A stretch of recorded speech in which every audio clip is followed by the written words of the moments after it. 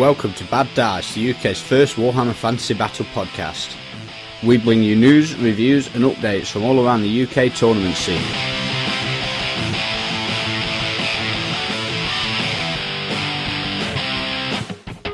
Your hosts are Ben Curry and Ben Johnson.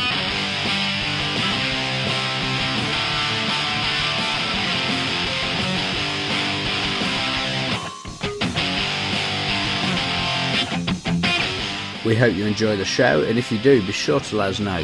You can contact us on thebens@baddice.co.uk or leave a positive review on iTunes.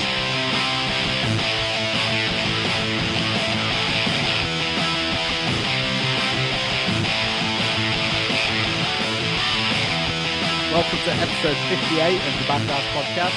I'm your host, Ben Curry. And I'm Ben Johnson. And we've been to the Forge World Open Day today, haven't we? We have. It's probably still going on. Yeah, more than likely. We've been up there for a look around. Feeling a bit left out because all the cool kids seem to be at Adepticon this weekend. They do.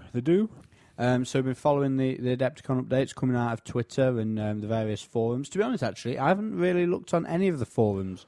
No, I've just been looking on Twitter. My Adepticon fix. It's just everything on Twitter as far as I've seen. I'm sure the forums are packed with stuff, but I've not. I imagine the forums will be after the fact. Yeah, so I've not really been visiting them to see what's happening. It's everything I've seen has come from Twitter. So before we get into the main bulk of the show, we're going to just give a quick rundown to our sponsors. We're going to start with Odd Games. Odd Games are an online store.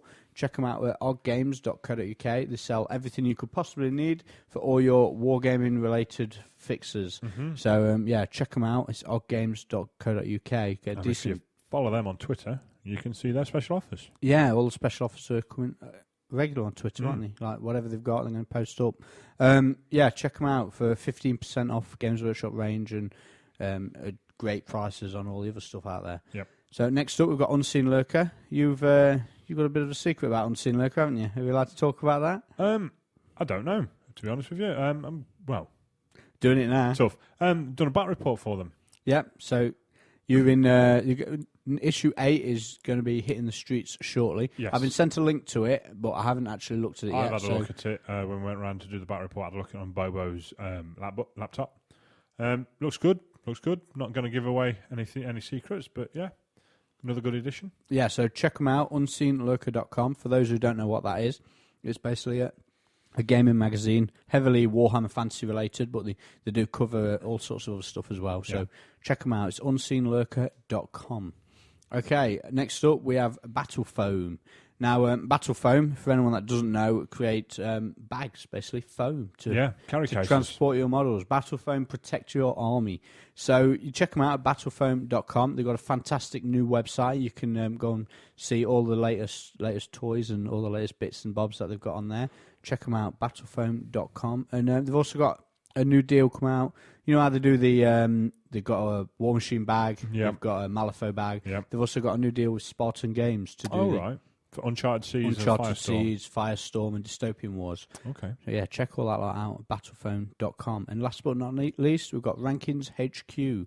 So Rankins HQ are one of the guys doing the updates from Adepticon this weekend. They're over there. They were filming at the event, putting out live updates. I've already watched one of the videos, which they recorded yesterday and is already online. So it's looking pretty good. Pretty speedy that, isn't it? Yeah, Rankins HQ, check them out. It's rankinshq.com. All sorts of Warhammer and War Machine and 40k and everything wargaming related on your telly. What more could you possibly want? Or your iPhone.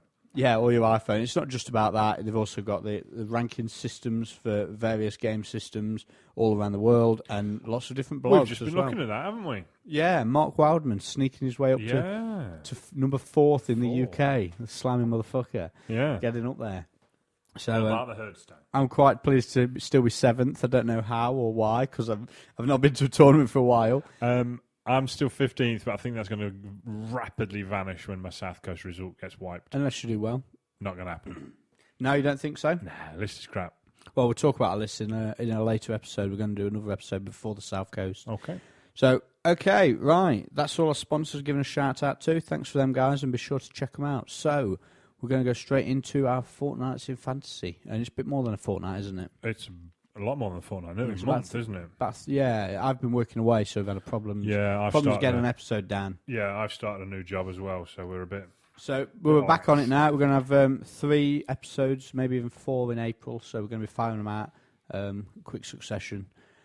Okay, so gaming. What have you been up to? I was going to ask you, what have you been up to? I've only played the one, which is a bit lame because, like I said, I've been working away. But I did get a game in against Marcus Pitt. He brought his Beastman down to Warhammer World on a Tuesday night a few weeks ago, And what happened there? I was awesome.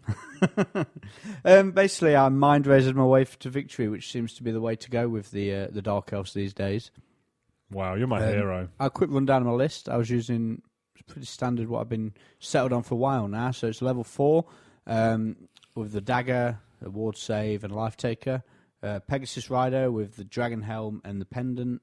Then a Cauldron of Blood BSB and a level 2 on fire with a Dispel Scroll. My core units were 25 warriors with +1 leadership, 30 Corsairs with frenzy and extra hand weapons, full command, 15 warriors with just a musician, not a lot in there. They're just one of my favourite units, to be honest. Are they dagger bait? They're not really dagger bait. They're just useful for getting in the way of stuff or being as a bunker to drop your characters back to when you're under pressure. Dagger bait.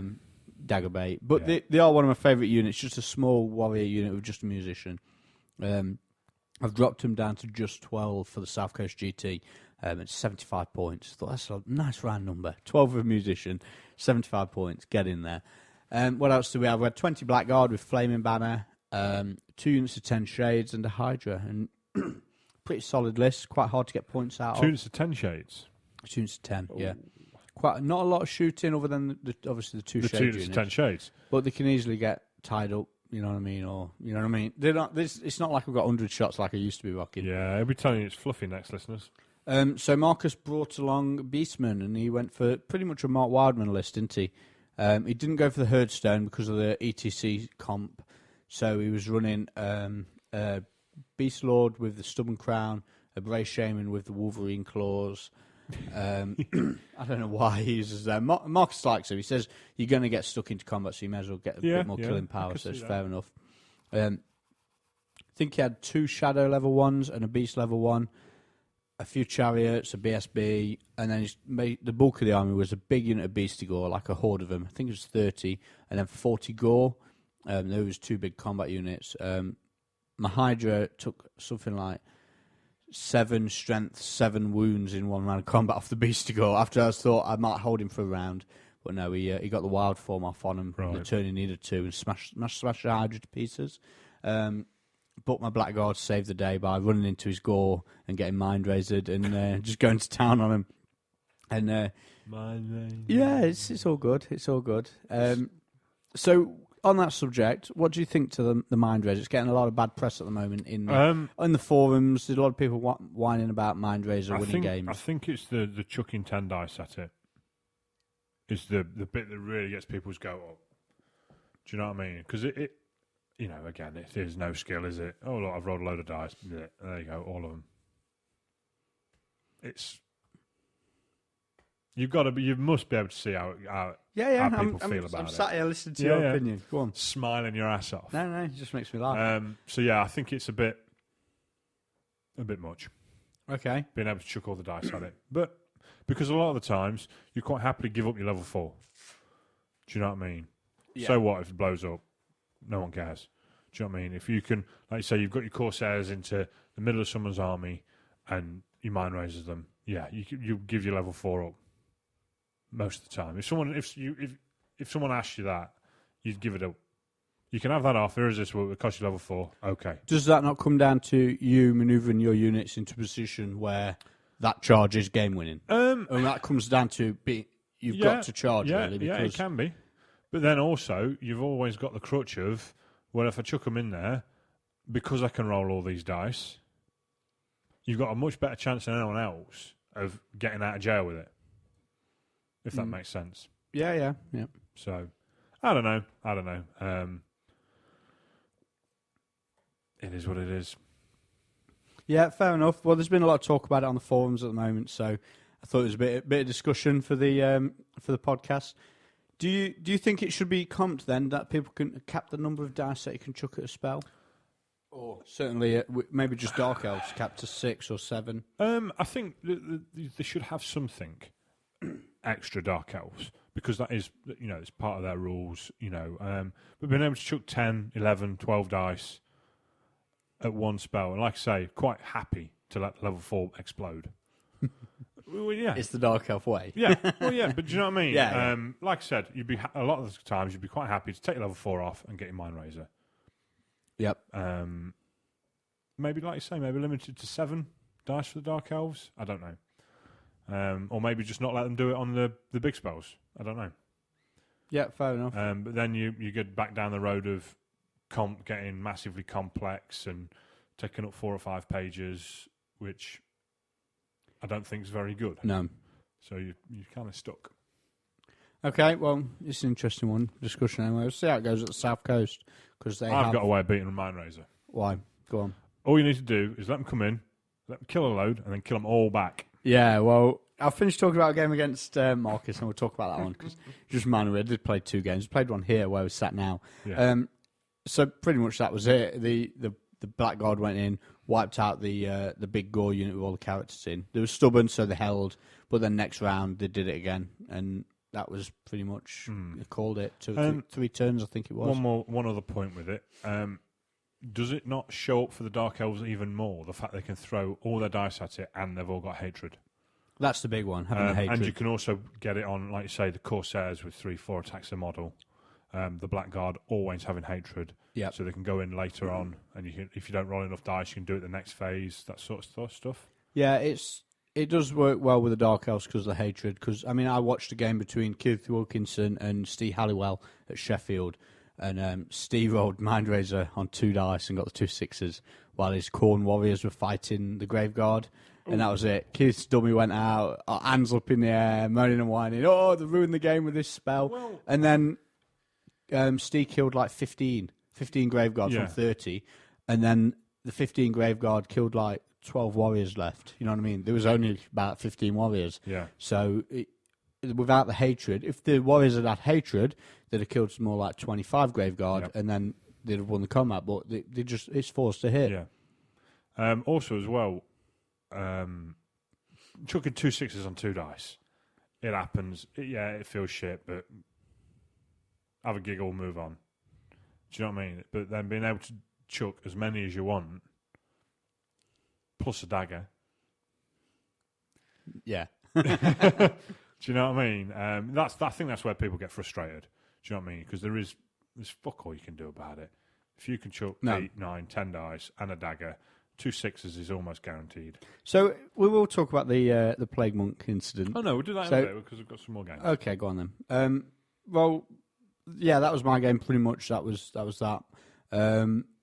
You can say, it's all over by Mind Razor, but at the end of the day, Marcus had all his characters in one unit in front of the Blackguard while I had the Mind Razor spell. You know what I mean? It's asking for trouble. And so he got trouble. Yeah. Blackguard shaped trouble. Yeah. So that was a big win to me. So who have you played? I played Michael Biggs in another game for Unseen Lurker. Quite a poster boy for Unseen Lurker. You don't want to see a poster of me, that'd be rough. He was using High Elves versus my Skaven, doing a bit of an article. So I think we'll leave it at that. Let you read the article. Yeah, okay, because it's going to be a good one, I think. Well, I've read the article, and there's not actually that much about this game. So you can imagine what the result was. There's really not much about it. Oh, that's a shame. No. Okay, I'm looking forward to seeing this. Played Mr. Taylor's Vampires. That was another example of Walt Lightning Cannon. Yeah. Just shot him up with the cannon. Just shot him to bits, yeah. It was a bit rough. Did the same to Greg, playing his Lizardmen. Just Walt Lightning Cannon's been on fire. You know you're going to go to the South Coast. Oh, it's going to be blow it up 3 games out. Is it 5 or 6 games? 6 games. Oh, wicked. Yeah. It's fine. I've got a Plague Catapult. It'll be okay. Oh, good stuff. Played you, obviously, we'll talk about in a minute, and then I played Steve Wren in the battle report for Unseen Lurker. Orcs and Goblins versus Orcs and Goblins. You've had your Orcs out again. Yeah. So how did that feel? quite good, actually. I was quite impressed. So what was in your list? So it's difficult because it's in the Battle of Port. Yeah. So, okay, did you just use what you'd got? I used basically what I'd already got. Used a couple of the new bits out of the book. And to be honest with you, I thought the list performed quite well. Solid blocks and then some hard-hitting stuff as well. And the magic and the artillery. Good. What new toys did you use? Nothing? Upgraded pump wagons, Okay. more than anything. Purely for, I think I'd try a couple of manglers, but I've not got them. Yeah. So, yeah, I was quite impressed by them. Very solid, I thought. Excellent. Animosity did pretty much nothing for either of us. It's what you want as an Orc player. Yeah, I suppose, but I don't know. It felt a bit weird because we were rolling for it, and it's like A waste of time rolling the dice because yeah. nothing happens. Yeah, Okay. I think the one time I did fail, I rolled charge anyway, and I was charging anyway. Yeah. So not the end of the world, but yeah. So read more about that in I think it's issue 9. Yeah, it will be. Maybe. It'll be issue 9 of Unseen Lurker. Yeah. And as we said earlier, it's unseenlurker.com. In the run-up to the release, we'll talk about it on the show again. And- but you'll be able to download a bit of the magazine Yeah. to have a look. And a quick thanks there to Bobo and Steve for that. It was a good day. Good stuff. Bobo bought me dinner as well. Did he? Yeah. Awesome. I think that hurt him a bit. Did you come in him? No. You can't say that. Sorry, Bobo. You know the way. Okay, so mine and your game. Yeah. So we used some nice terrain for this one, I remember. We did, yeah. You can see that on the old Twitter. So I text you about an hour before you was coming round. Don't forget terrain. You came round and says, "Where's your terrain?" And I was like, "Did you not read my text?" And you looked at your phone. It's like, "Oh yeah." You sent me a text to tell me to bring terrain. So I didn't bring terrain. we got some coloured paper out. Yep. So the hills were green and the houses were a box of tissues and Yep. And the obelisks were... cans of Coke on coasters. And we just got on with it, didn't we? Yeah. Old school Warhammer on Yeah. the table with bits of... At least we had a green board. Yeah, we had a green table. And yeah, so it's, we played with the ETC South Coast rules, didn't you? But you used the ETC line of sight because That's right. we couldn't use true line of sight with bits of paper. Yeah. And so how did it go from your perspective? Smashed you. Yeah, it was a bit rough. All you did all game was whine about the Plague Claw catapult. What? Possibly the second worst thing in the book, and all you did was whine. What made me laugh? Moan. I mind resid was it the Corsairs? The Corsairs. And charged the plague furnace. Yeah. And you proper spat your dummy out about it. No. You were proper. I sulking tried about to it. have a discussion And you like were what going, we've just had Can't about... you see why everyone gets fed up with it? Can't you see why everyone hates it? Sulk. After the previous turn, you'd hit me with 5 templates. No, it wasn't 5. I haven't got 5 templates. It was the Warp Lightning Cannon, the not Doom a Rocket, template. the Plague... What? I didn't... No. Warp Lightning Cannon, the Doom Rocket, Warp Lightning the Cannon Plague went at Claw, the Hydra. Scorch, and your mortar. 5 templates. No. 5 templates you hit me with, and then I mind resid Cannon went at the Hydra. It's still a template. Yeah, sure. 5 templates you hit me with. Then I mind resid the Corsairs, charged the furnace, and you still killed them all, and you still sulked. No, I was trying to discuss it with you. I believe you took 10 dice, didn't double six it, neither daggered did one, you. still didn't double six it, and I believe your dummy came out at that point. No. Yeah. I said, there's your chance, and you didn't double six No, it. didn't double six it. I think, to be honest with you, I think you put too many attacks on the furnace. You reckon? Yes, and you didn't put any attacks on the priest either, Yeah, and he killed like... which meant he's got 3, 4 attacks 4 back. And it's at strength 6. 5 instead of... force to wound. Yeah, I probably should have put 4 attacks. I don't know. What was in my head was I want to make sure the furnace dies. Yeah. And Yeah. it's not difficult to roll a handful of 3s, 1s and 2s, and then roll them all again as 1s and 2s. So make sure the furnace dies. Otherwise, I'm going to lose the Corsair unit. Yeah. Because as it was, if you'd left one Corsair alive, I'd have still won the combat because I'd killed that many. I think I did 22 wounds, and you killed the 17 Corsairs that were left. No, I don't think you did that many. 22 wounds total. I remember it. Because I remember adding it up.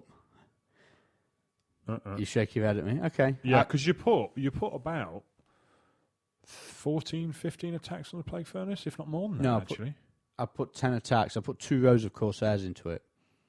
Because No, you didn't. You put 3 rows of Corsairs into yeah, it. you're right. 3 rows of Corsairs, yeah. So it's 15 attacks. Yeah.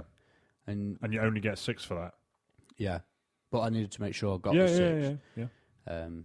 You know what I mean? You need to get 9 hits to make sure you don't. You know what I mean? Yeah, On yeah, averages, and yeah. even then, the averages half the time you don't hit your average. Mm. So, I wanted to make sure it died. I don't know. I mean, I think. I don't know. You think you killed over the odds, or no? You killed about right, didn't you? No, We added up how many you should have killed Because back. I've got the plague banner, and that's just fantastic. Rerolls, Yeah. yeah. Again, rerolls. Mm. Very, very good. But yeah, after that it was. I don't know. It was still quite close because I'd not lost a lot until then. No. And then it's basically swapped the furnace for the Corsairs because I thought, I'll be able to get into them. And It was the Blackguard. Blackguard pinned the Abomination, and they eventually went down to a slave, didn't they? I believe. Yeah. One slave. Yeah. Yeah. Jab, jab. The Blackguard and the Corsairs are going at the same times a lot because it's like 800 points with banners and things like that. But yeah, it was a good game. It was a good game, but the templates to that Skaven army, you keep going play core catapult, but mate, everyone's using hordes. It's a good choice now. It's not a duff choice anymore. It's not a very good choice. The misfire on it's It's horrid. good if you don't misfire, and Yeah. you didn't misfire against me. It was, Yeah, or your misfires misfires are all awful for it. 1s and 2s, and 1 and you're 2 is fine. dead. Is it really? Yeah, Oh, yeah. 5s and 6s then. You know what I mean? Yeah, it's okay. It's okay. I still think it's a lesser choice. Yeah, I think you're better off putting the 100 points into more gutter runners. probably. Yeah. Oh, the gutter runners, the fucking gutter runners. Don't. So the gutter runners and the shades just shot each other all game, and in the end, the shades just got battered, didn't he? And the gutter runners took a Hydra breath. to Yeah, the face. Hydra breath to the face and the shades, and Yeah. they fought him off. No points each. Not good. I should have charged him. I had 2 attempts where I should have charged him. No, both I'd have times. killed you. I decided to slung shoot. you. I didn't Not have extra slung you, weapons. Thrown starred you. If I'd got extra weapons, I'd have charged because it means when 5 get in, I've still got 10 attacks, and you know what I mean. Yeah. What initiative shade? 6? 5. 5. Same time then. Yeah, but if yeah. I'm charging, it's my turn. I've got magic. True. So, True. So yeah, it was a good game, but I think have you got the scores? Yes. 17.25 to me. 12.95 to you. So 12-8. So it 12-8. wasn't hammering. It was quite close. Not really. It was 12-8. 12-8. That's 4 whole points. Suck my cock. The team scores 4 more goals than you, and Yeah. Battered. Yeah. So, so that's it for games, is it? Yeah. So what else have you been doing? painting. Right. You've got quite a list in front of you, haven't you? Yeah. I'm pretty sure this is right since we last recorded, which, like I say, is about a month, isn't it? Yeah. Plague Furnace. That finished, which is good. Quite happy with that. I think it's come What out quite colour well. is it? Brown. And Green. what colour are you Plague Monks? Brown. And different green. Different green. Do you want to tell a story about that? Yeah, I painted the Plague Claw catapult, and is it Carlac Green, the foundation paint, highlighted with Graveyard Earth for the crew, which I thought looked really good. And that is how I thought I'd painted the rest of my Plague Monks, which were in the case. So I painted the Plague Furnace, painted the same. It's not until I get it out to take photos of it, I'm like, oh, piss. So the Plague Monks are a lighter brown. They're Commando Khaki rather than Graveyard Earth. You've learnt a lesson about that today at Forge World Open Day as well, haven't you? Yeah, I have a bit. We'll talk about that in a bit as well. Yeah, so that's. But to be honest with you, I don't think it looks too out of place. No. Putting them together. Also done a nice unit filler for the Plague Monks, which I've had in the plans since January. And then you just got round to it. Just got around to doing it. So it's a rat ogre carrying the old dwarf throne of power, because everything else in my army sort of dwarven bits been smashed up. And it's got the old cauldron of blood sat in it as well, which is a lot smaller than the new one. It's like the cauldron of 1,000 poxers from Lustria campaign.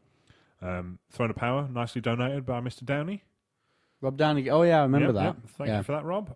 So that's all finished. It's got the old metal musician guy as well on the front, as if he's sort of tolling as it trundles along. I also painted some more Plague Monks because the unit I was taking is 37, I think. Yeah. So I was using the Sense Bearers I've got to buff it out. So I painted another 6 Plague Monks and some more Sense Bearers. So the Sense Bearers are now 9 of them, 40 odd Plague Monks. Paint some more Globadiers. So that's a unit of 10 Globadiers, which looks kind of cool. Painted them their own Plague Mortar as well. So Are you going to use them? 2 mortars. 2 mortars, Yeah. 6 templates. 6 templates. Plus, you can give the champion a death globe or Yep. something, can't you? Yeah, Yep. 7 templates. Got Okay. a brass orb in there for 8. And also painted 10 Giselles. Nice. Mm. See, I really like the Giselles. I know you Yeah. kept putting pictures on Twitter and on the Snake Eyes That's forums, right. didn't you? I was trying to make them work, and to get the slave to hold the shield and then the gun to sit in the little hollow of the shield, it didn't work. I couldn't make it work. You have to have the slave holding it in such a way that he'd never be able to carry it. It's like right at the bottom, really high. It just looks weird. So in the end, I sort of toyed with the idea of just a shield stuck in the ground with the guy, but didn't like that. So in the end, I got one of the Warhammer fences sections, well, a couple of them, and chopped them up and used that. So they're all resting on a fence, which then I've covered with a couple of Skaven shields, some of the big triangular shields off the actual Giselles, and I think they've come out really well. Yeah, they look great. I mean, anyone who wants to see them, anyone who wants to see them, you normally, both of us, when we're painting, put all of updates on Twitter and things like that. But when you've finished, you'll put a full, like, good quality camera shot in good light and that on the Snake Eyes forum. So you can see all like the work in progress shots on Twitter. But if you want to see good quality, high res photos of the whole army, you can sign up to the Snake Eyes section, and they're all on there in the Snake Eyes chat. Anything else you've been painting? I've started another unit of Clan Rats. So another 30 Clan Rats, which I'm getting very, very bored of, I'll be honest. I've already painted 60 Clan Rats. So what are you doing with this unit? Because all your Clan Rats have got something janky in it, haven't they? Yeah, or the previous two have got rat ogres grabbing gyrocopters, dwarven gyrocopters out of the sky. And we discussed this months and months ago, didn't we? Yeah. The third one might look a bit silly. So what I've got a warfire thrower, which is shooting a big gout of fire, which is holding up the gyrocopter, which is actually on a big steel pin.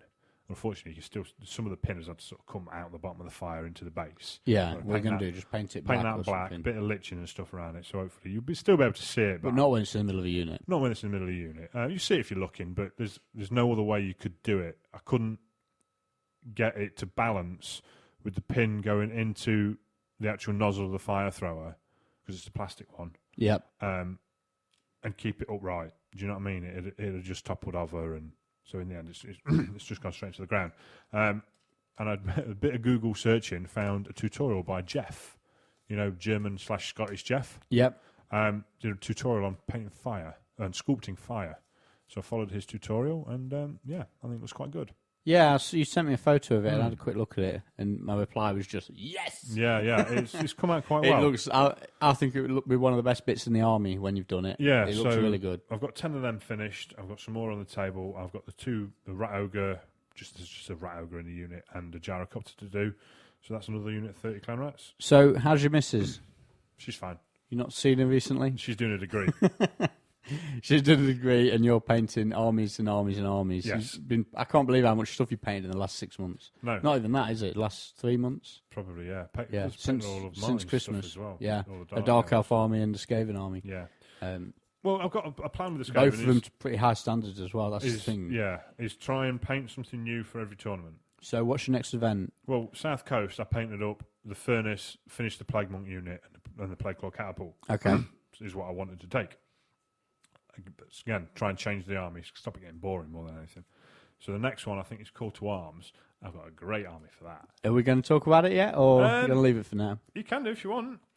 Go on then. It's based on the old Clan Skyra list. Yep.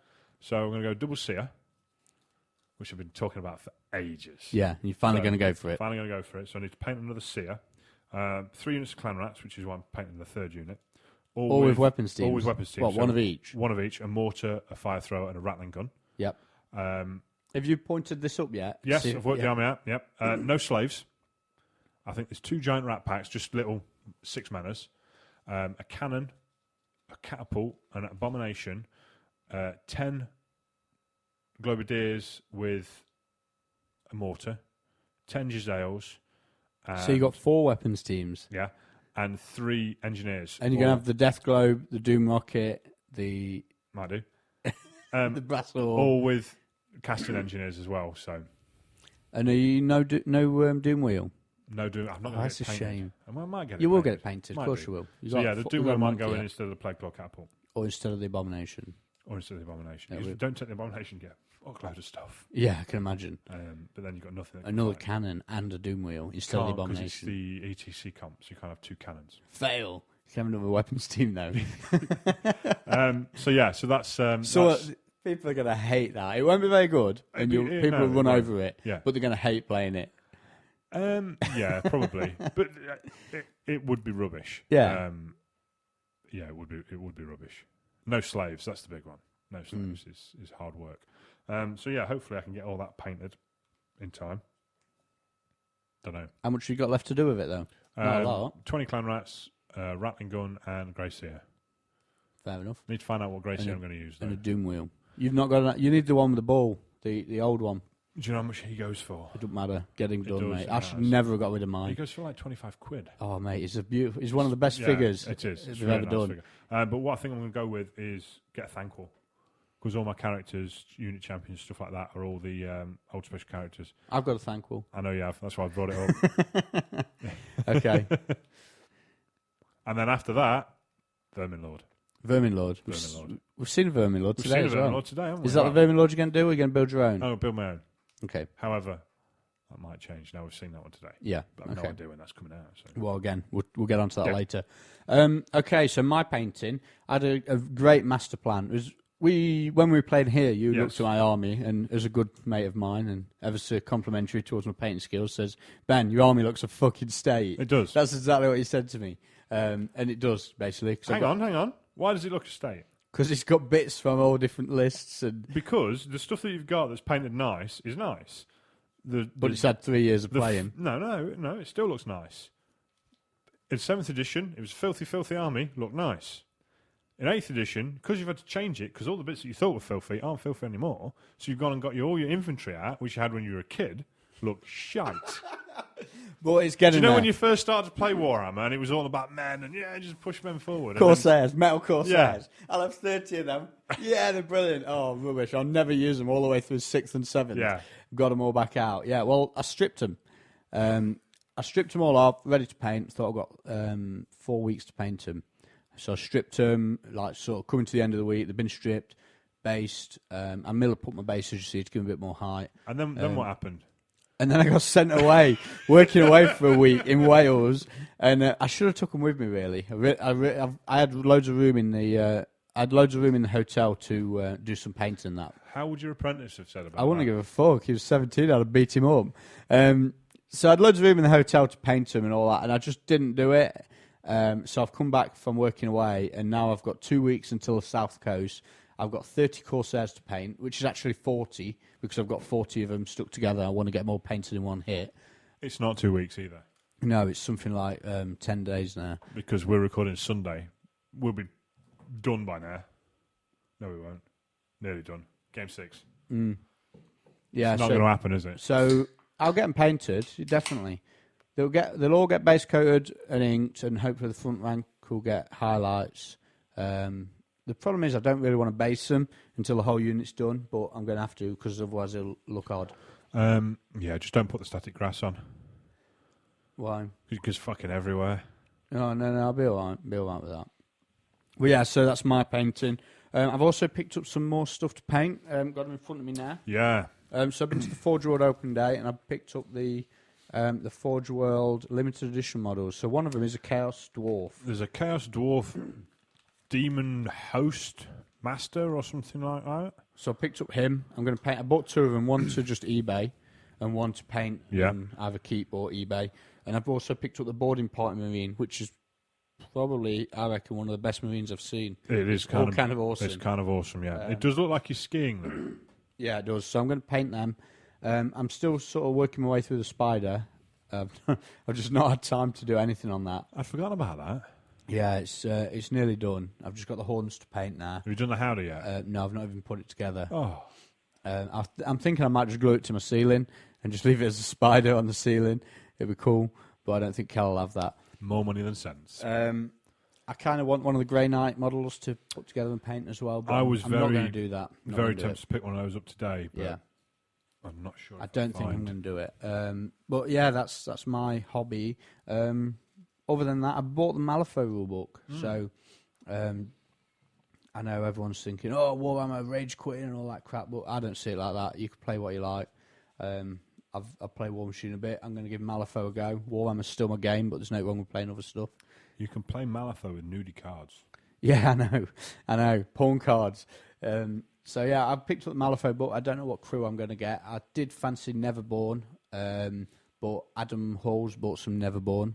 So I know you can do loads of different crews, and like Neverborn versus Neverborn, fine, you can do it, and both of us, we wouldn't even use the same models, but I just thought I'll get something different. So I think I'm going for the showgirls, so it's like the stockings and suspenders, the Can girls. They're the ones Adam bought. Candy's Neverborn. Adam bought Candy and the one on the next baby. page along.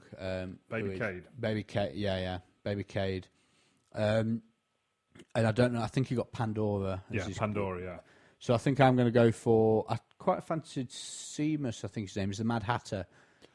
Yeah. But he's the undead one. Apparently, the undead, you need loads of models because you keep summoning them. And I only fancied having half a dozen. There's a cowboy gang, the Ortegas, which look quite cool. So anyway, that's Malifaux. So anyone who don't know what Malifaux is, just have a look for weird games. Just Google Malifaux or Google weird games, and you can see it all on there. It's quite cool. And there's also a podcast called the Ethervox, which is really, really good. They've only had 2 episodes out, and it's just a really, really good podcast. Obviously, what's that? Ethervox? The Ethervox, yeah. Okay. Spelled AETHERVOX. Check them out. Really good listen. Even though I know nothing about the game. But then I used to listen to War Machine podcast before I knew anything about that. I still do. Yeah, so it's good. It's just... I don't know. It's a good podcast. It's well put together. The guys know what they're talking about, so it's good to listen to.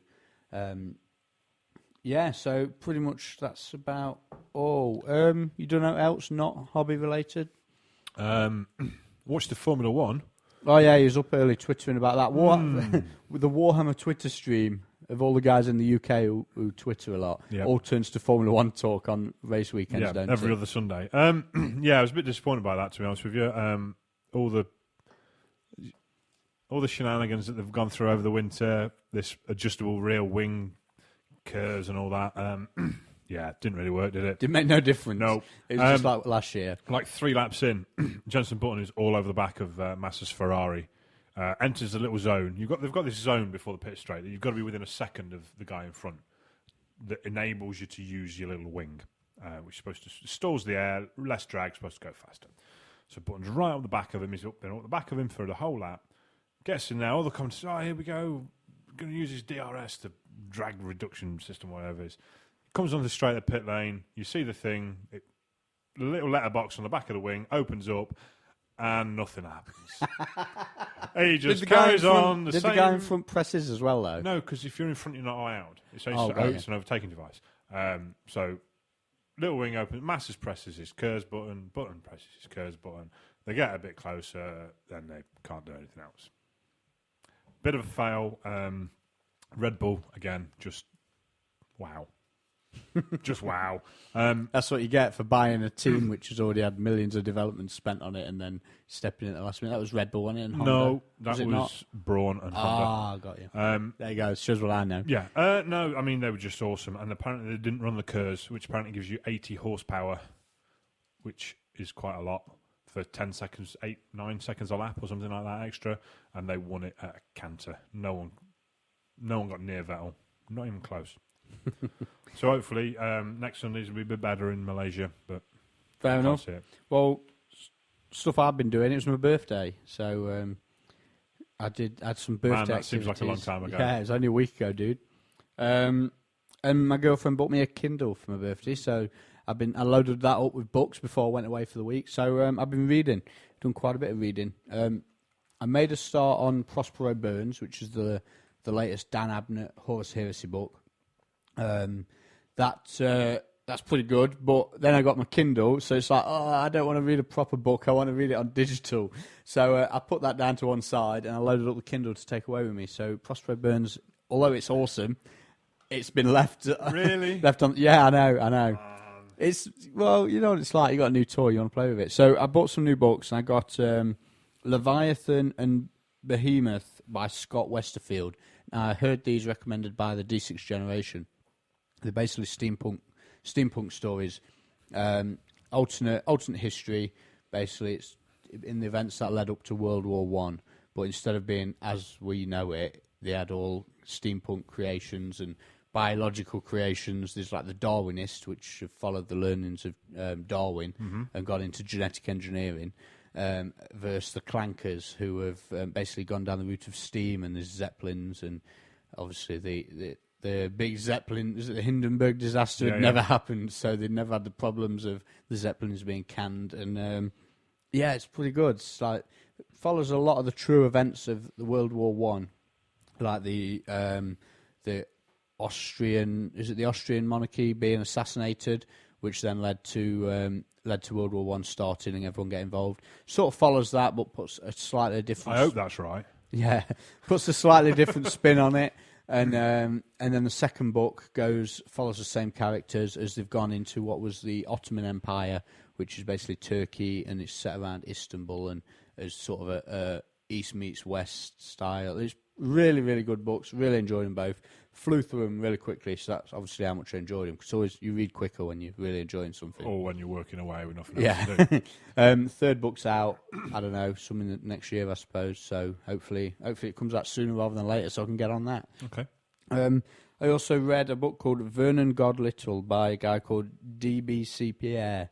It's not something I'd normally read because I'm into my fantasy and that sort of stuff. It got recommended by Kaz from the Black Sun, Soggy Rizzler on Twitter. He says, please read Vernon Godlittle and a couple of others who he listed. I chose this one. It's based around some kid who was his best friend committed a high school massacre in America. Right. And this kid basically gets fingered by the police for being involved, and it goes on from there as him trying to prove his innocence and the police trying to track him down. It really, really well written, really, really funny, witty. Really, really good book. As weird as it sounds, the story. It's quite a hardcore subject, isn't it? Really hardcore subject, but it's typical sort of middle America, white trash. Yeah. And it's really, really good fun. And just offended half of our listeners. Yeah. And as well into that, so that's Vernon Godlittle. And the fourth one I got, which I'm reading now, is called Forever Neverland, and it's a Peter Pan story. I was saying to you earlier, did you ever read Peter Pan when you was a kid or not? No. You watched Hook? Yeah, Robin Williams, and I loved that film when I was a kid, and I read Peter Pan and all that. Really, really, really into it. I watched the Johnny Depp film, which was Finding Neverland. Yeah, always loved the Pan stuff.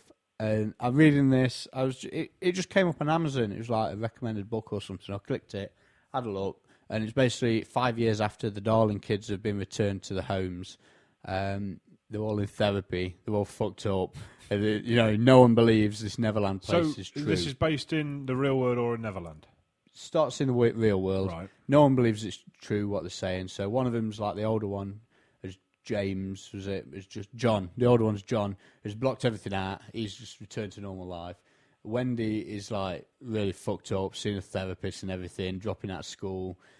She can't cope with it because no one believes her, and she doesn't want to admit that. It was just, everyone thinks they're just making up these stories to block out like gang rape and abuse, and then obviously the younger one is just too young to be bothered by it, so he's just going on. Anyway, that's how the story starts, and then Peter Pan's grown up a bit. He's like 19 now, and because he's been living in the real world since the Neverland stories happened, right. So he can't go back. So now he's actually growing up, and it goes from there, and it's really, really good. It really reminds me of being a kid and reading. Well, it sounds pretty messed up. I'm looking at your face now, but it's a good story. It sounds very messed up, but Forever Neverland. It was 71p on my Kindle, so well, it was a bargain, and I'm really enjoying that. I'm about halfway through that one, so yeah, that's my 3 weeks in Warhammer. Oh, one more thing. I went to. I've got another thing as well. Go on then. You go first. WrestleMania tonight. Oh, no. Yeah. Okay, go on. That's it. Yeah. Oh, fucking bollocks. I'm dead excited.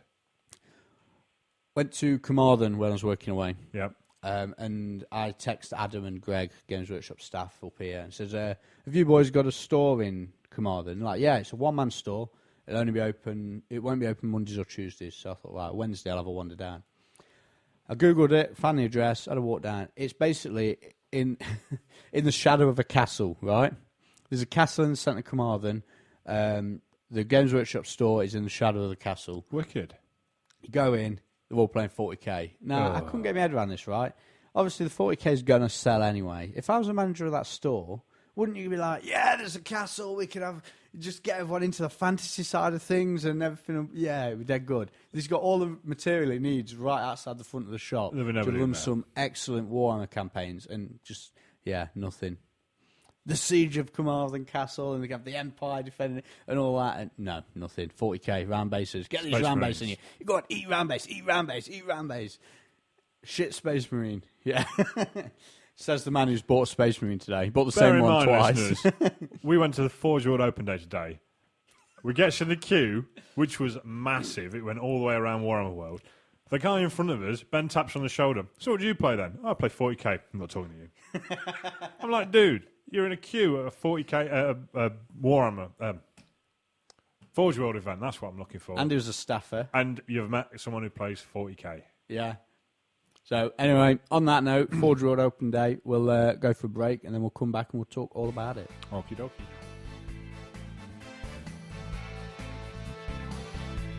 Hi guys, I just want to take a minute to tell you about an amazing new product from Battlefoam.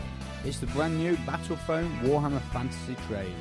Battlefoam have recently released 40 of these trays, pre-cut to suit any of your fantasy army needs. If you have a huge monster, an amazing character, or a wild conversion, you can also design your own tray using the Battlefoam Custom Tray Creator. You can get a unique custom tray to suit your unique custom army. Battlefoam also make a revolutionary range of bags called the Pack System. These bags are designed to carry your army in total safety no matter how big or small. There'll be a bag designed for exactly what you want. No matter what it is you need transporting, you can find the foam and bag to do it at battlefoam.com.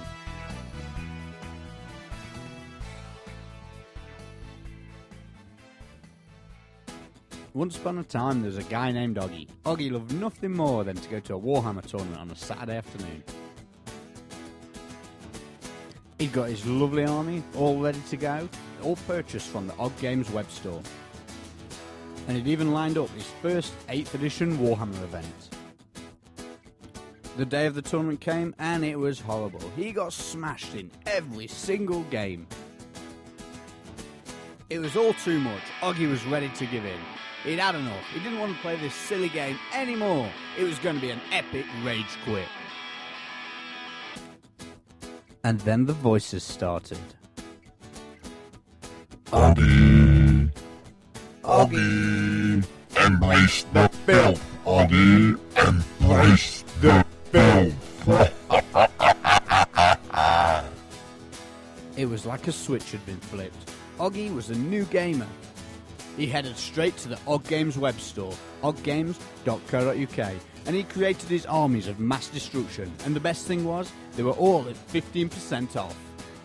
So head on over to oggames.co.uk, where you can get anything you need from the Games Workshop universe at 15% off. They also have a huge range of products that can satisfy all your wargaming needs. That's oggames.co.uk.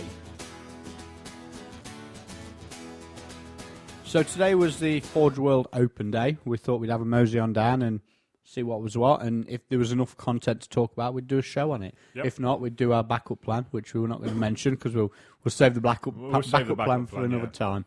Well, yeah, loads of stuff, absolutely loads. So, give us a rundown then, Ben. What is the Forge World Open Day? What's involved? What's there? And that sort of stuff. Well, everything you can imagine, really.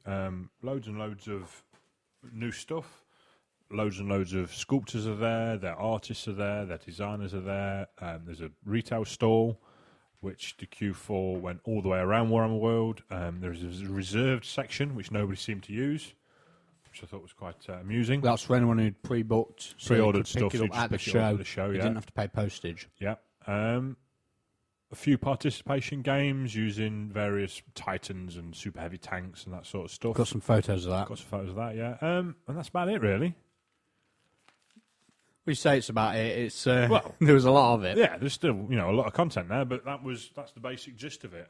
It was very similar sort of layout to Black Library Live, where they cordoned off sort of half of the hall had all the stands on, where they had model showcases and you could talk to people.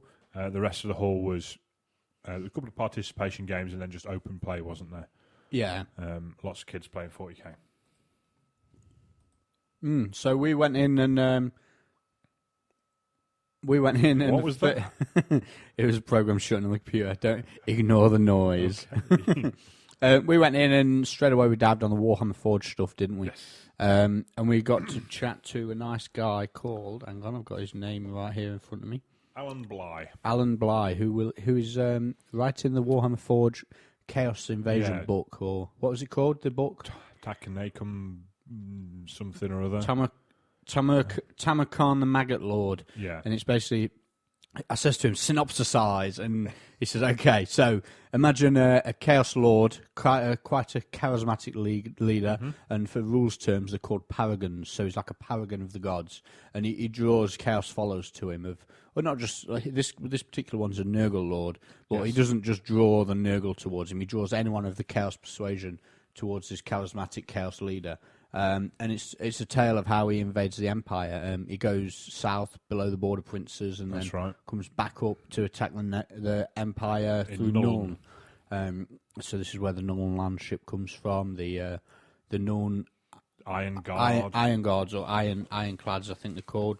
These things have already been knocking around on the net for a while. Ironsiders. And basically, the whole book is a storybook, kind of like the Storm of Chaos was, but on crack. Yes.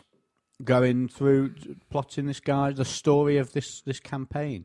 Obviously, it goes through the lands of the Chaos Dwarfs, so there's an encounter with them. So there's models for the Chaos Dwarfs, rules for the Chaos Dwarfs. Does he not go past the Black something or other? Black Pyramid, Black something? It's the Legion of Azalorn. And ends up dragging some Chaos Dwarfs along with him for the fight. So it's not so much him against the Chaos Dwarfs, is it? No, okay. So the Chaos Dwarfs are involved. Obviously, the various beasties dragged with him from the Chaos Waste. Loads of new. So they've got the Nurgle Plague Toads. The Bile Trolls, the Nurgle Ogres, like I say, the Plague Toads and the Plague Toad Riders. There's a Siege Giant we saw. And then there's obviously the Maggot Lord himself, which there's two versions of him. There's a Chaos Lord himself. Yeah. And then there's one where his Maggot has found his way into a Titan, a Tyrant, an Ogre Tyrant. So the one actually riding the dragon is an Ogre Tyrant on the dragon. Oh, okay. I didn't realise that. Yeah. So, I mean, the book was there for everyone to read. The chap, what was his name? Alan says Bly. It wasn't finished by any stretch. But they're hoping to have it out for July, so that did amaze me. Maybe there is a more finished version knocking around than the one they had, but I think it's just piecing together the stories and the art they've got in various places. The rules still need playtesting, the saying. But we had a good look at it all, didn't we? So what did you think? What caught your eye? To be honest, all of it did. It's been on the cards for quite a while. There was a lot of talk last year at Games Day of it. There was a lot of the Chaos Dwarf models. I think at that point, though, people weren't sure exactly what it was going to be, did they? No. Whereas now, we've got, having spoken to Alan, a bit of a clearer picture of it. He was saying about the Chaos Dwarfs that there is an army list in there that we've seen. Yep. But it's a very specific army list because it's based upon the garrison of. I'm sure he said it was the Black Pyramid. No, it was they were called the Legion of Azalorn, and Azalorn was one of the castles or citadels or something. Yeah, well, so there's not. He was saying there's not like 5 or 6 core choices, 5 or 6 special, 5 or 6 rare choices like there would be in a normal army book and a load of characters. There was just like this one army. There was just this one army. So there's a couple of war machines. So the war machines, there was an Iron Demon war engine. Yeah. A magma cannon, which is like a big flame cannon.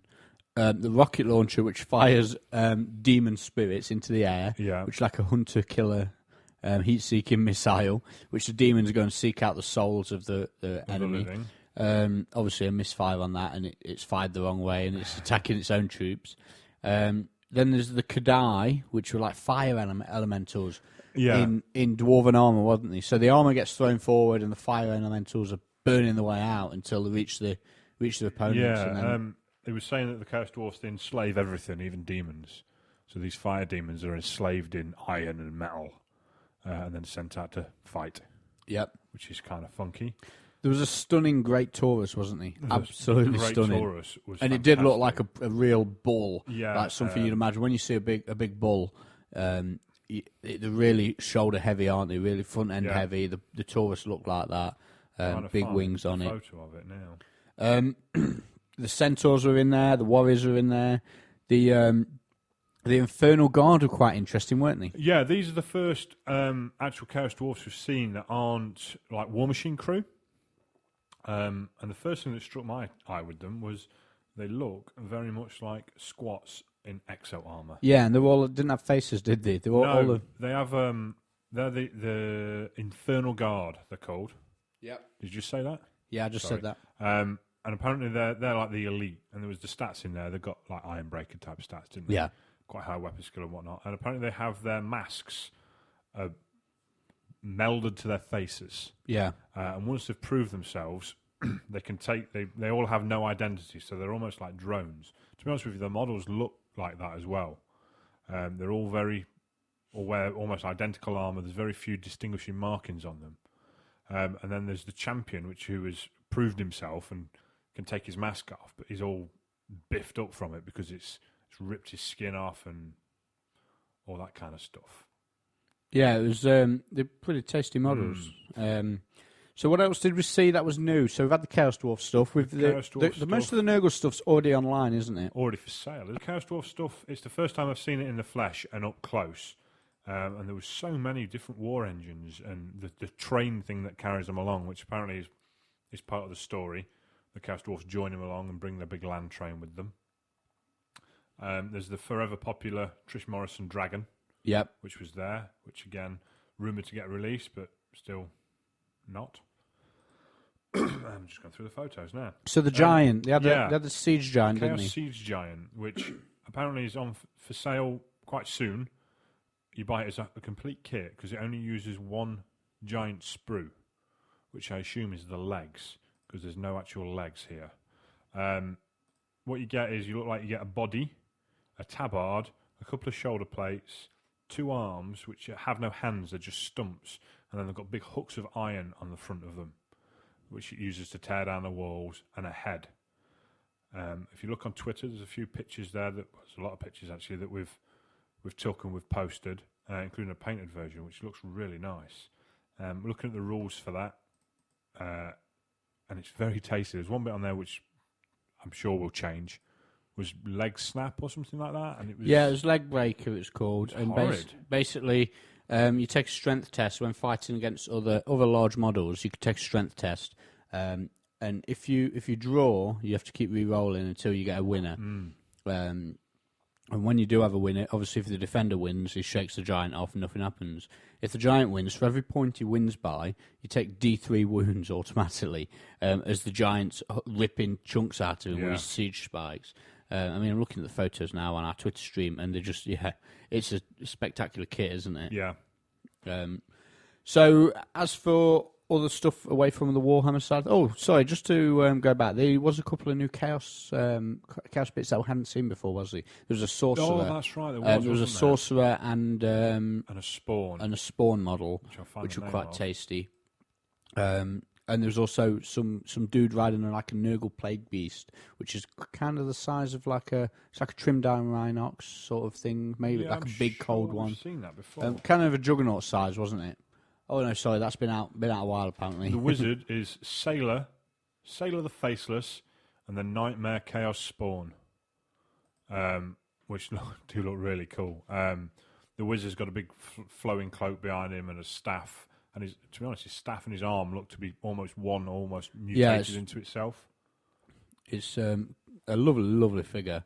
I'd have bought one of them if they had them on sale, but no, not yet. Yeah.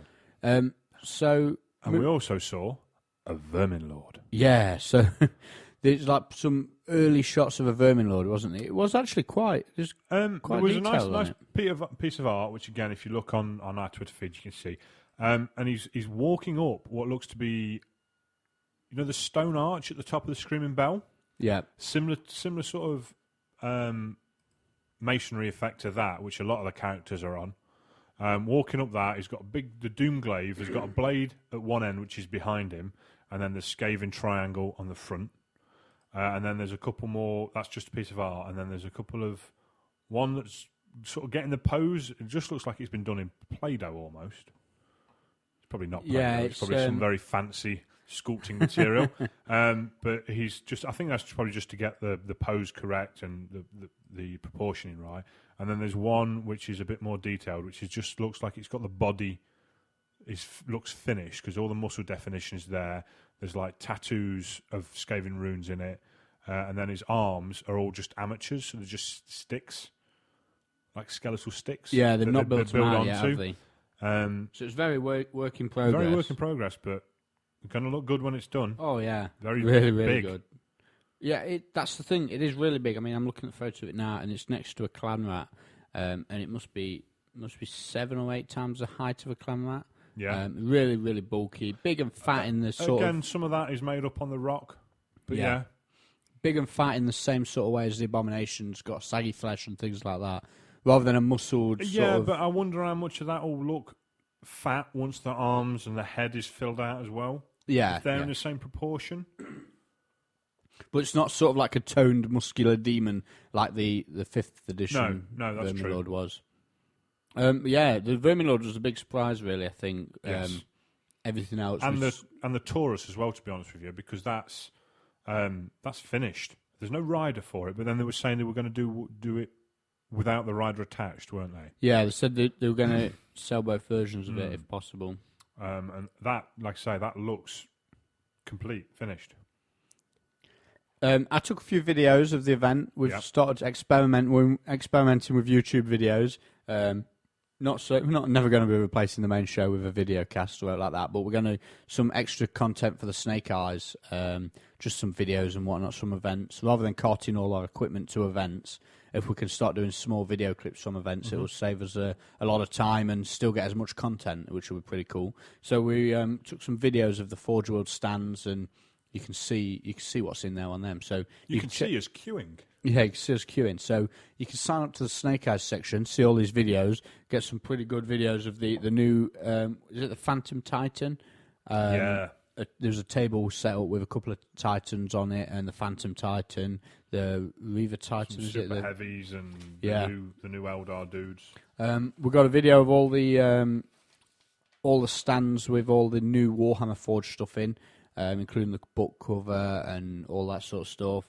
We also got a video of the hall itself, of what it looked like when it was all kitted out. So check them out on the Snake Eyes section. Now, obviously, there's a lot of 40k stuff. Forge World's the main thrust is 40k. Did you see anything 40k related that you liked?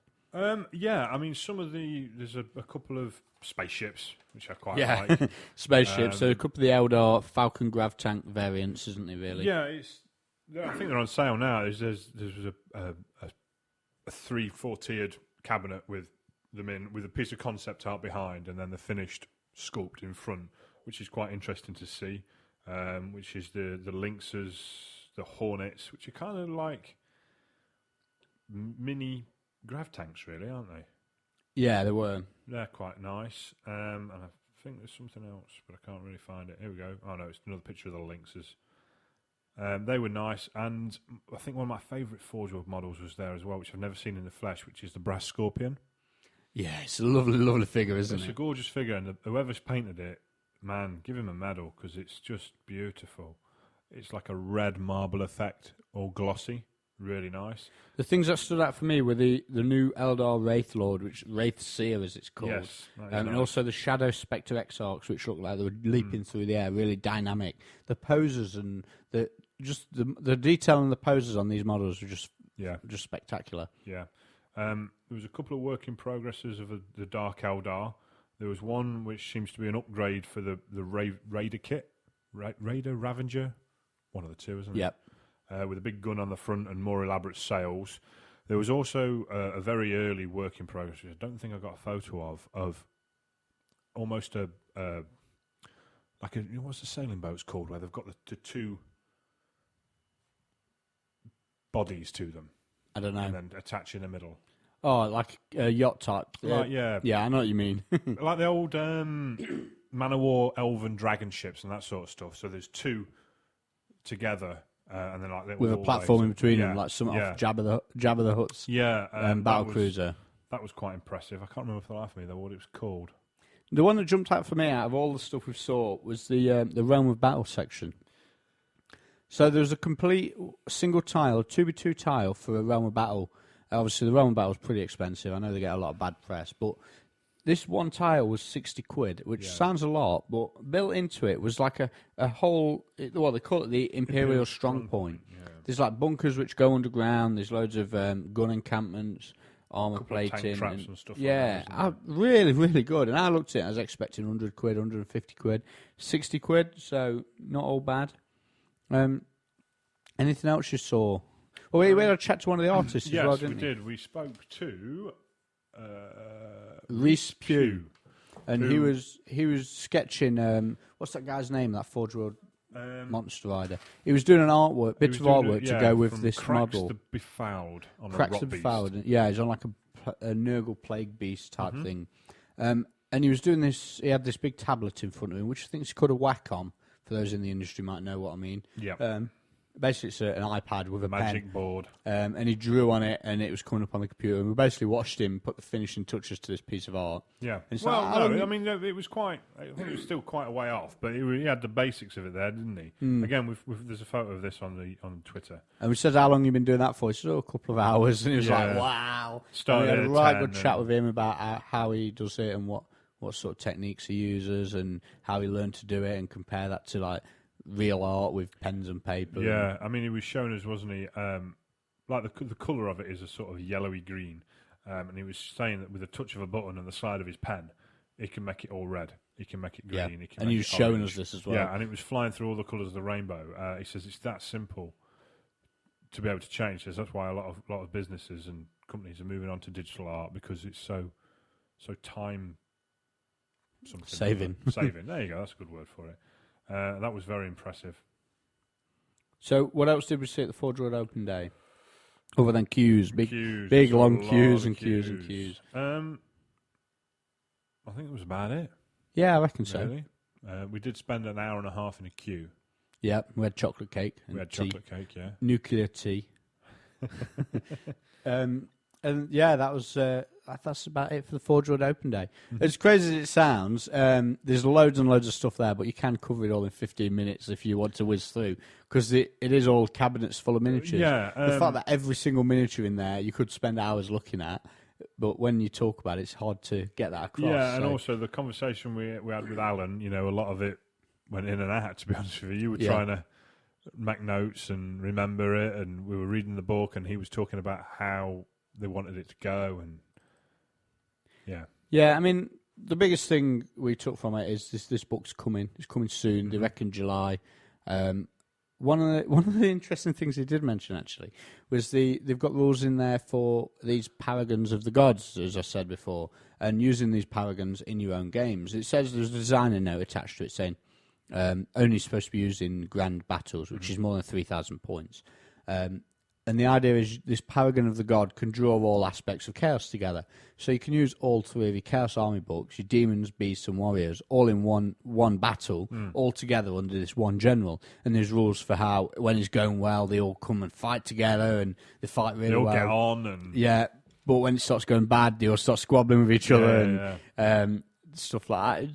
Look, the depth of this book just looks amazing, Yeah. and most of it is just fluff. The stories, and if you're into your there's background and pages and stories, pages and pages of that. isn't there? absolutely pages and pages and pages.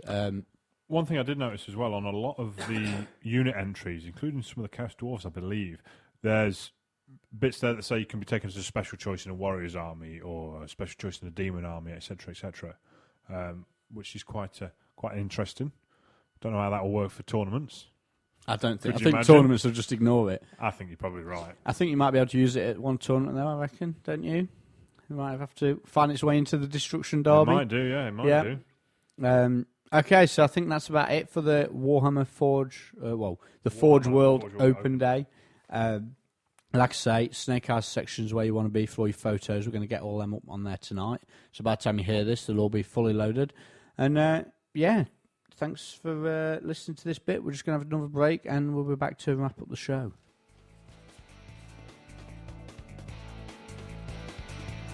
Unseen Lurker is a new, exciting gaming magazine covering gaming, tactics, hobby, modelling, reviews, interviews, and even the occasional zebra. Each issue has a quarter of the magazine available for download, so you can try before you buy. It's the first independent global magazine encompassing articles from generals and hobbyists all over the world. Every issue of Unseen Lurker, that's Lurker with an E, is packed with giveaways such as custom dice, t-shirts, as well as the Game of the Month as reviewed by our Unseen Lurker test dummies. For more information, check out unseenlurker.com. RHQ TV, a videocast dedicated to gaming enthusiasts. Catch the latest tabletop gaming products, get painting and modelling tips from industry experts, watch interviews with leading industry personalities, and in full high-definition video. RHQ TV is for you. More than 100 minutes of high-definition video every month. News, interviews, tournament reports, and product reviews. Warhammer 40k and Fantasy, Flames of War, War Machine, and Hordes, and more. www.rankingshq.com. RHQ TV. Game on. Okay, so another episode in the can, episode 58, done and dusted. Okay. Couple of things we want to talk about before we depart. So, first up, we've got some new figures in front of us, haven't we? We have. We've got the Forge World show-only models, haven't we? We've got the Space Marine boarding man. Yeah, it's a boarding marine. It does look awfully badass. It is one of the most badass marines I've ever seen. It isn't bad, is it? So it's in several million parts. Yeah. You got a body, you got a head, you got a backpack, you got a gun, you got a big ass hammer, and a really weird looking shield. He broke my shield. No. Looks like it's broke. Yeah, that's what I mean. Weird looking. It's kind of square at the top, and then it swoops down diagonally to a point, rather than being symmetrical.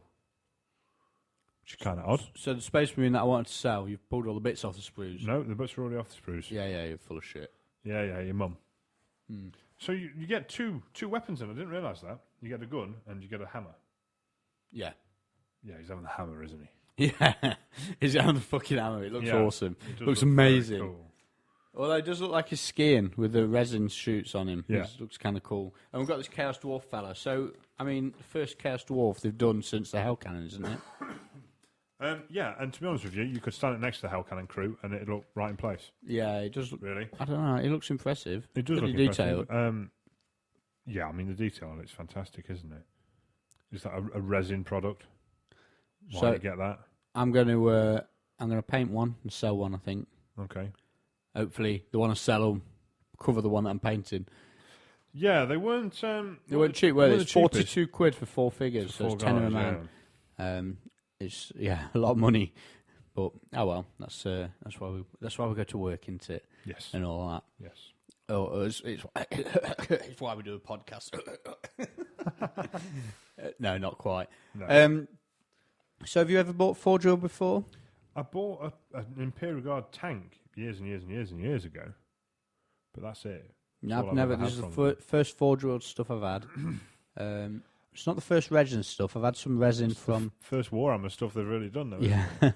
I've had some resin stuff from I don't know, one of the aftermarket resin figure manufacturers. I can't remember who or what or where. But I've had some Spartan helmets which I never did out with. Still got like 30 quid's worth of them. Anybody want any Spartan helmets? Ben Curry? Yeah, that's a good idea actually. Anyone wants some? Drop me an email and I'll make me an offer, and we can come to some arrangement. I'm sure. Okay, so this is my my painting and modelling for the next couple of weeks. Well, maybe not actually. I've got to get my Corsairs done first, And a spider. and the spider. I'm not that fussed on the spider now.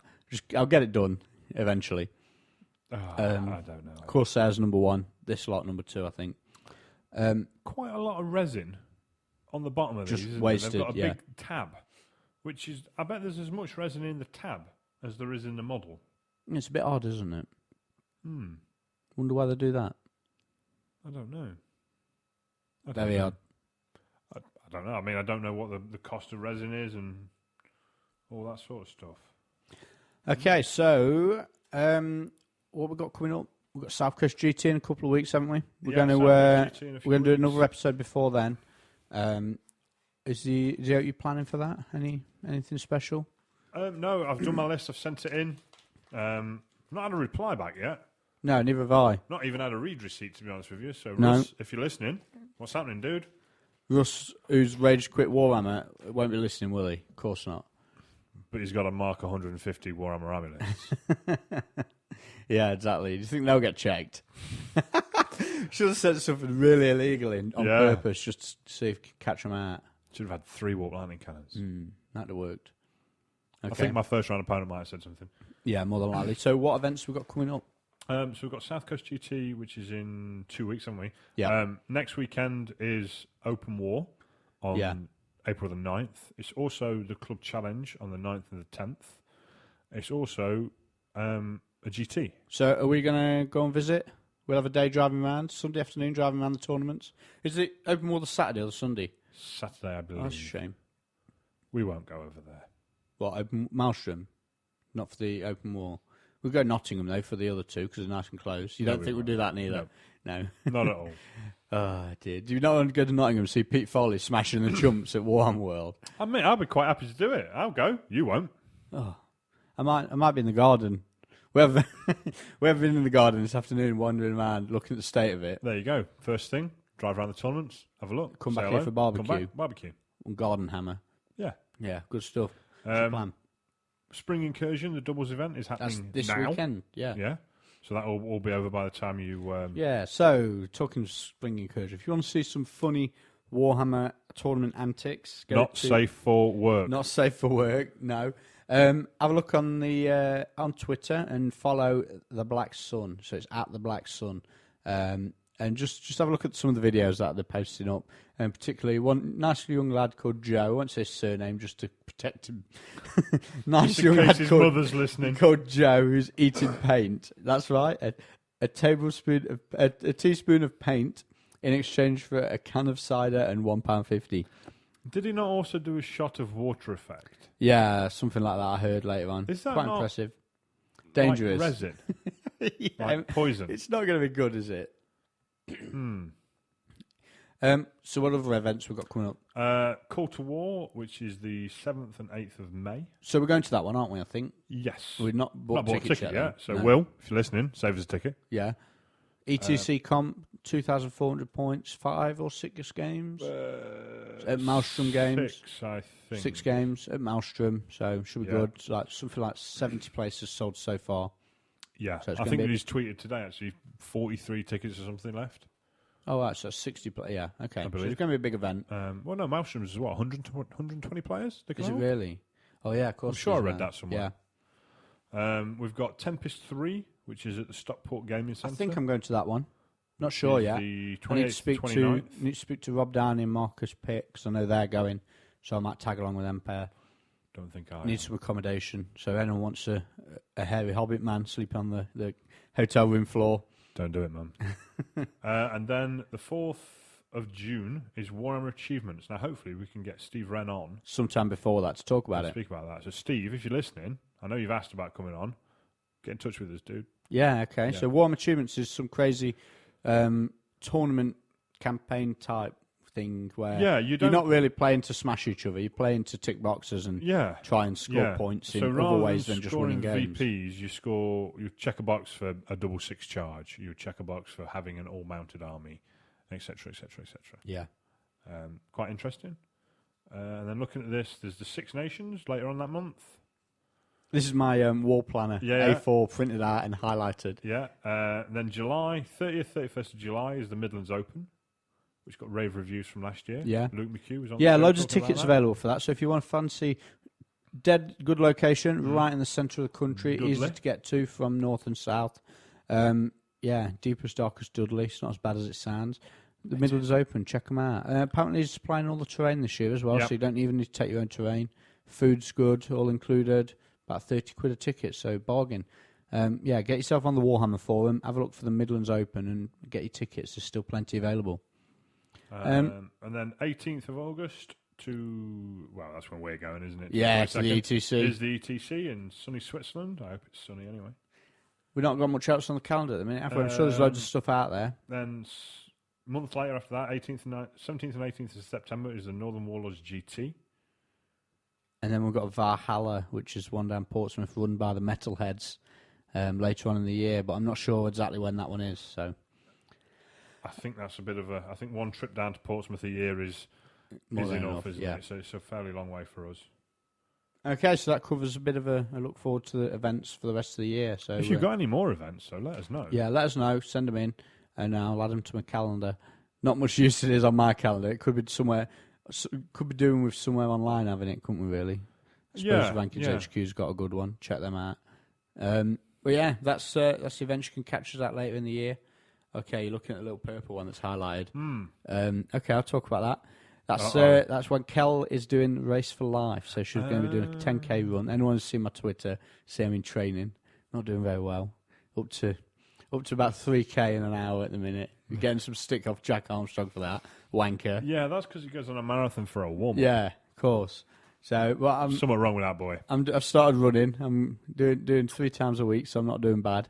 So yeah, that's the target, 10k by it's 17th of June, 17th July. of July. Yeah, so that's what we're aiming for.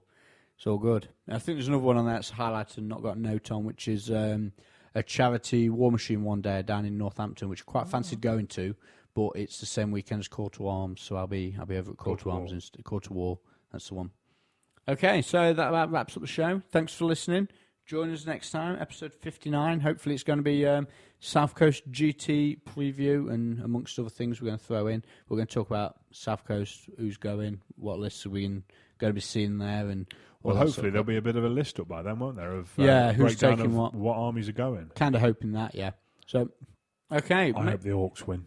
Maybe we might have some, news and rumours of Tomb Kings are imminent, so maybe we might have some more information about the Tomb Kings by next episode, hopefully. Well, we'll see. Well, we'll see you next time. Thanks for listening. Ta-ra.